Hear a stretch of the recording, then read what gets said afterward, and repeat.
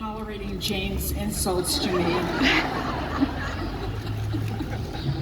You know, the fact that this ceremony is a bit surreal to me doesn't in any way diminish the gratitude I feel for every single person who made it possible. As a young performer, I dreamed that the sky was the limit. And here I am being celebrated as a sidewalk.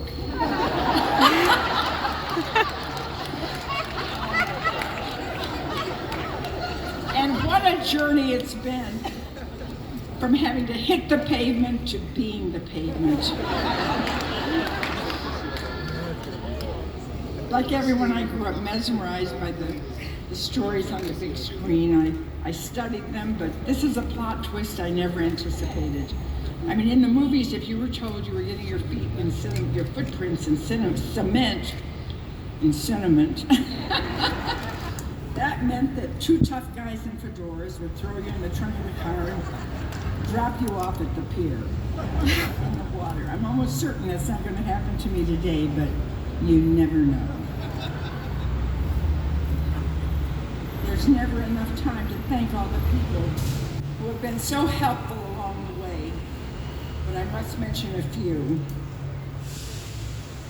One of these thrills is knowing my slab of concrete will end up near the one made by the brilliant and beautiful woman who introduced me, my dear friend. I sported a flute hairdo for 2 years. And I remember the first night she came backstage at the Amundsen when I was playing, and she swept in a big cape, and she looked so glamorous, and she probably had a bunch of leaflets in her pocket she was going to pass out to the audience. And I was so thrilled that she came because, and unfortunately the flute era had my hair. I had to make a different hairdo, and so she never even got to see it. Jane Fonda.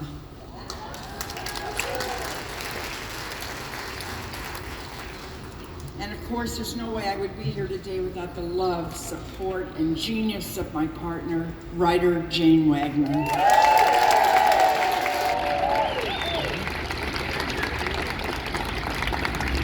So far on the side. George Schlatter saw me on the Gary Moore Show in 1969.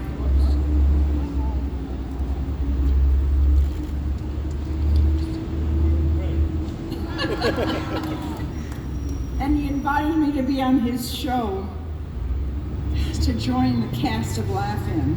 Seemingly overnight, I went from spending my days typing up market research at the Plaza Hotel, to which I had to enter from the servants' door in the basement because hippies were not allowed in the lobby. And I went to co-starring on the most revolutionary comedy variety show of its era. George, I am eternally grateful. I love you. And Jolene, his wonderful wife, I just adore Jolene. She's here with George today, and I'm so happy to see you both. And Marta Kaufman and Howard Morris had this radical belief that women don't outgrow desire and friendship and humor and relevance. And they created Grace and Frankie, and like all visionaries, they didn't play the game, they changed the game. And we became the longest running series in Netflix history. And thanks to my friend, writer-director Paul Weitzman, Paul Weitz, forgive me, Paul, I'm so sorry, that bird was threatening.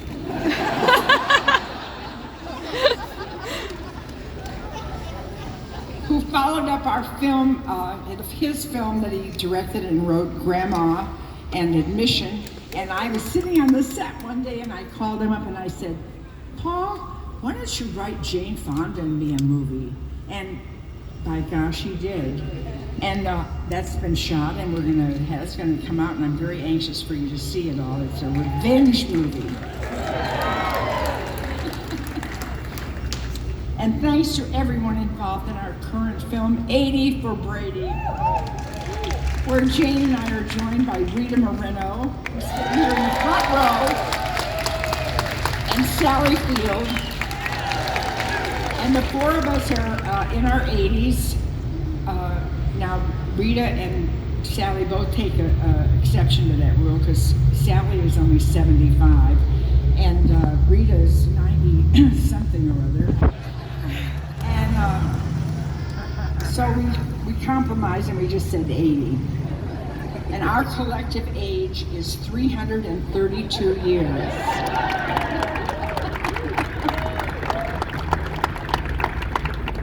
And we love it. I mean, it's so wonderful to be with Jane and Rita and Sally.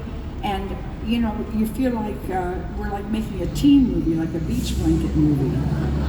I mean, they're so young, they're so vibrant, they're so alive and wonderful. And there must be great stories and great parts for women at every stage of their lives.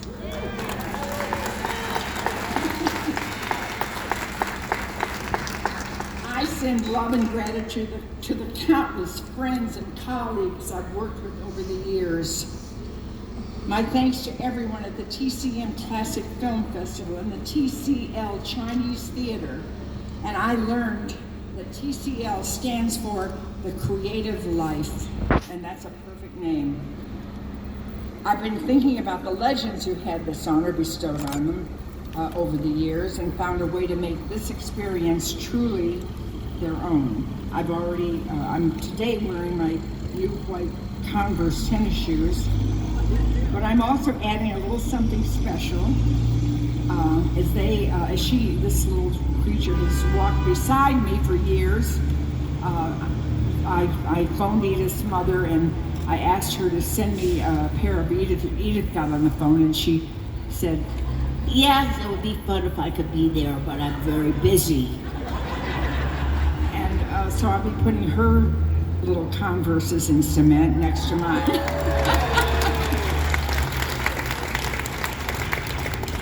And what a thrill to join a club comprised of such Hollywood icons as Bette Davis, Judy Garland, and Roy Rogers' horse, Trigger.